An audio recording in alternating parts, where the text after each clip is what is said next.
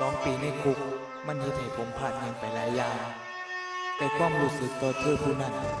เวลาก็อาจลบเลือนเธอจากใจผมได้เพราะผมยังหักเจ้าเท่าซุมือ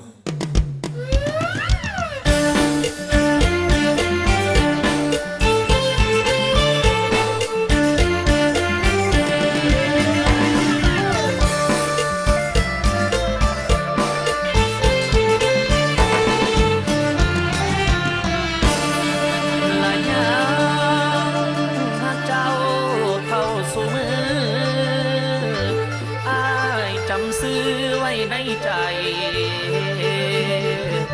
ดนปานใดบ่เคยลืมทำพะนิ่ง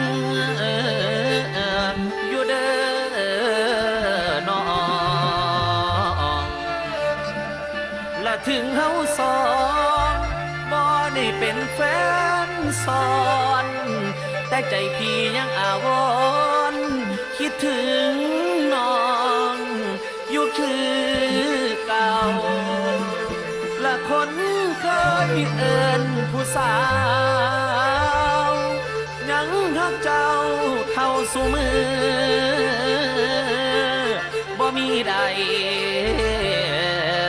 แม่นลบลืม